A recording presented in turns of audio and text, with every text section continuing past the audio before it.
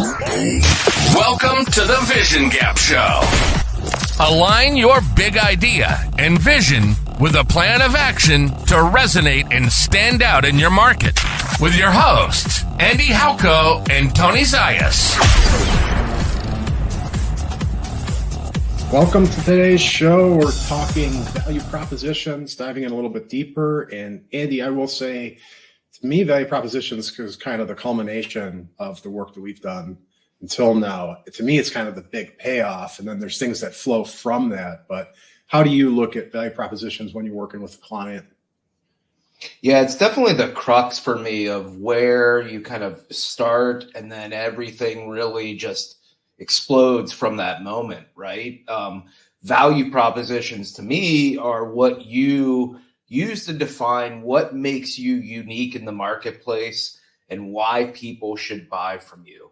And there is nothing more important to every message that you're going to put out to the world than why are you unique? Why you? Why should I care? What is the value of this for me? And so I think that, we work to this point of looking at personas and competitors and all of these different pieces to get to this value propositions place that then will just influence everything that comes after it. Yeah, so the work that we're doing to define the target audience, kind of their needs and wants, that's going to help shape and craft this value proposition, because it's really that addressing that need and how, your brand does it differently. So obviously this is something where there's moving pieces in place as you're developing it. We'll get to frictionless in a moment and kind of how you can use the tool, but how do you pull these pieces together? Yeah, I think one of the most important things to know off the bat is that when most companies do this and they think about value propositions, they do it in a way that I often see is a little bit empty. And we talked about this a little bit with core values as well, that they create these vanity values and these things that just, appear good to the outside world, but are kind of an empty shirt. And the same thing happens with value propositions, but it has a more significant impact on your marketing and sales. And what I mean by that is a lot of folks will come in and say, what makes us different? Our customer service. Well, everyone says their customer service.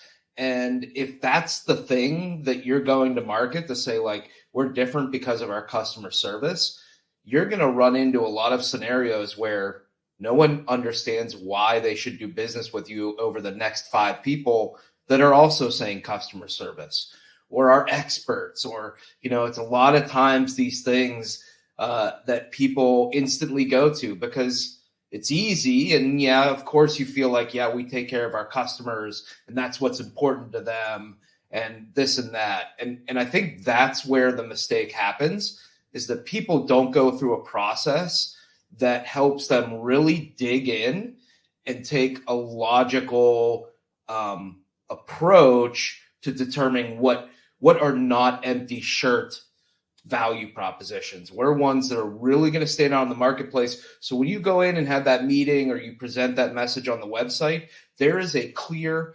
definitive articulation of why you are different, and every other competitor does not have that same message into the marketplace.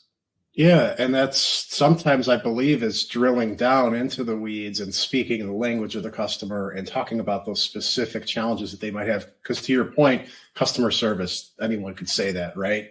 And everyone wants to claim that they, have the best, but can you really speak to that audience in a way that, grabs them? So, and it can be a little bit of a process also of, either finding things that are extremely different, or to what you're alluding to, going deeper. And I always like to use the example that I had with another client where, they said customer service, right? But we went through a process to dig into that.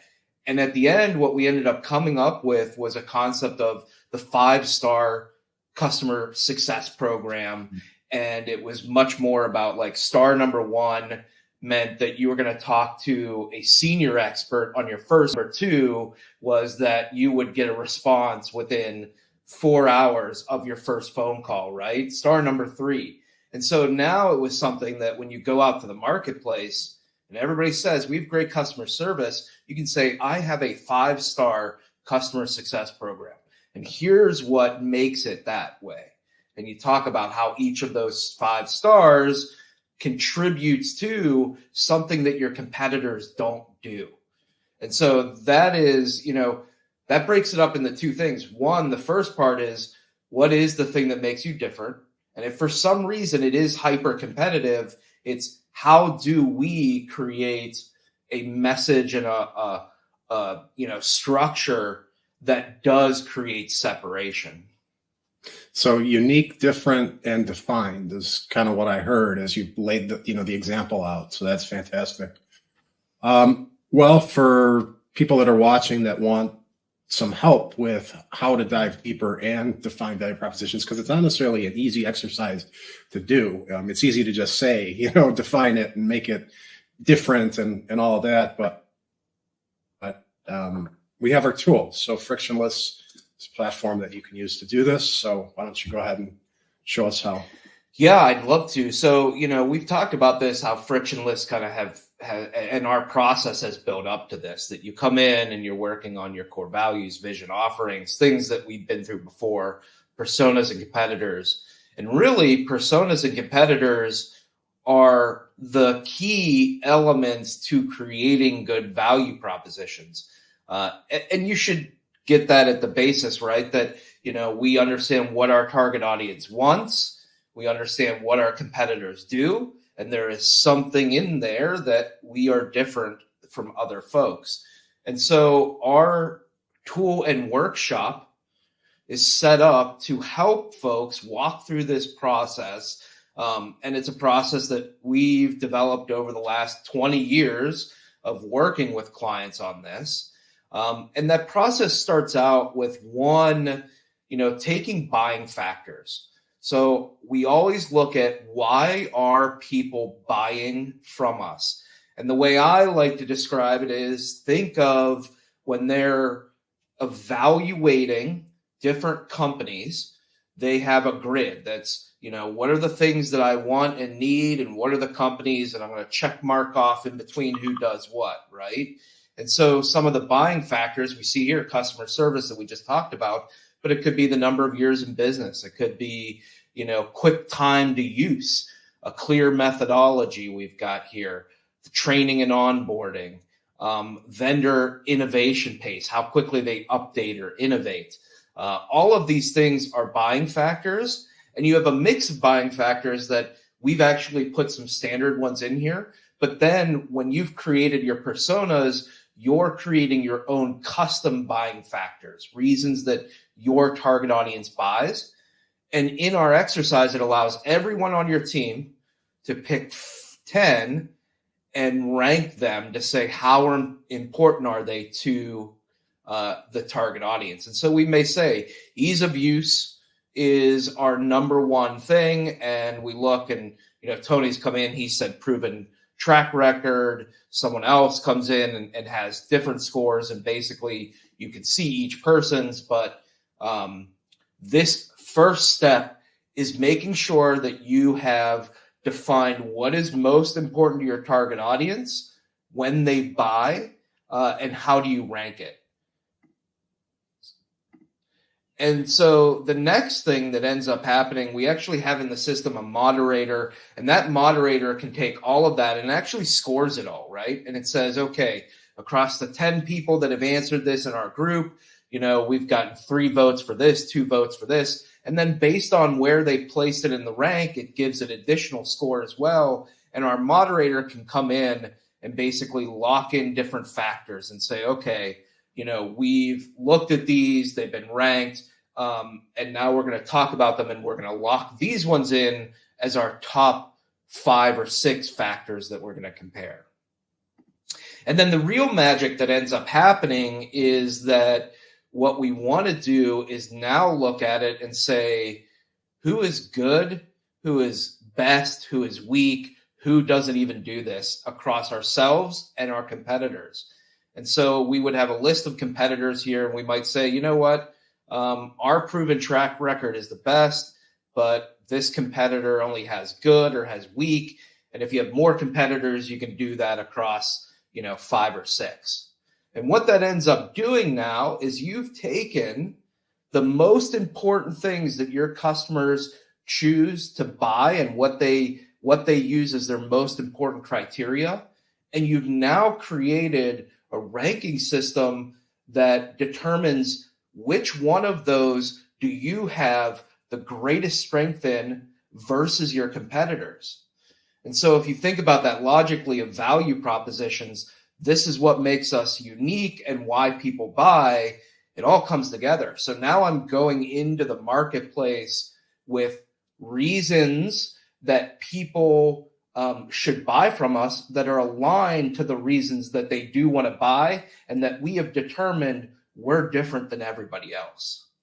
And so our system allows, go ahead, Tony. No, I was just going to say, so it becomes, rather than just kind of a guess or a feeling, it becomes a calculation based on these estimates. Exactly. And remember, this isn't just one person scoring. This is the whole team.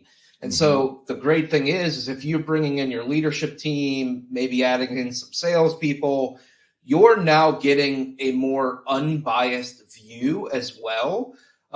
Because instead of it being a leader or maybe 2 people that are sitting in a room doing this and kind of guessing or making assumptions based off what they know, you've now taken both that buying factors process and now the scoring between competitors, and you've distributed it in a way that hopefully, again, makes it really unbiased so that you're getting the right answer rather than, your favorite answer.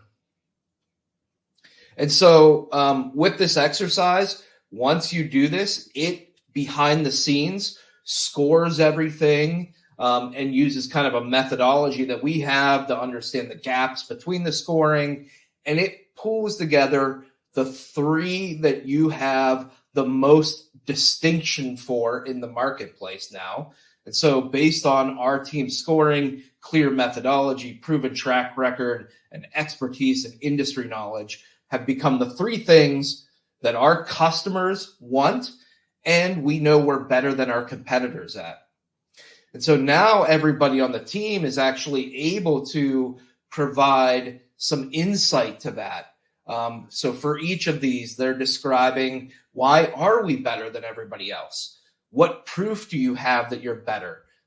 More tangible information. And then why is it important to your audience that you have this? And so now, again, your entire team is kind of putting in this information that helps really add that depth that we talked about before. And then finally, we're able to use AI that now will go out and it's pulling those scores, it's pulling all the answers that your team had, and it's creating an in-depth value proposition based off of our training and methodology. And so clear methodology comes back as navigating success, one strategy at a time, empowering businesses with our proven collaborative approach. It just changed because it moved quickly.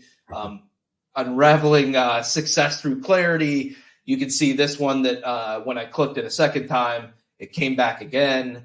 And you can just kind of see that it still aligns to that. Unraveling success through clarity, clear methodology, strategic brilliance solidified by 2 decades of proven results. And the reason that that's there is, someone in their answer said, we've been doing this for 2 decades.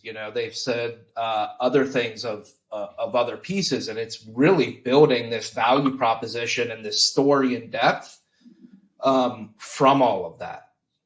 And so just kind of to wrap that up, this process takes something that we used to do with clients over probably a month. By the time that you're collecting buying factors and you get in a room and you rank them, and then you have to manually score that with all the people, and then you're determining your competitors, and you're having a process of people, again, scoring that, and an hour of trying to figure it out on note cards and paper of the scoring to get it, logical and accurate. And now what we've done is take this highly logical process, We've made it very turnkey, does all of these calculations in an instant, and then gathers information to produce an outcome with AI that is hyper aligned. And so now we can see within, again, you can go through this in a pretty quick time frame, that we've got our 3 value propositions that we know our customers care about. We're better than our competitors at. And now we've got stories behind them that really tell, why we're different. Yeah, it's powerful stuff. And you go through this so quickly, but to your point, the old days of being in the meeting room and writing on the whiteboards and stickies and then taking pictures of it to, make sure you grab all the notes. This distills it down. It's an awesome process. And I'm always impressed at the output here because it has so much contextual information that it could be really on point in what it develops. So very cool process. And thanks for the walkthrough. Of course. I think that wraps up today's show. We're going to be diving into brand voice in the next one, which is always a fun one. And we have a cool exercise to show you as well in Frictionless. So thanks everyone for tuning in, and we will see you next time. This episode of the Vision Gap Show has been brought to you by Frictionless. Build high impact strategy at scale. Create your vision, brand position, and go-to market strategy. All in a collaborative AI-enabled workspace. Visit frictionlesshq.com to create your free account today.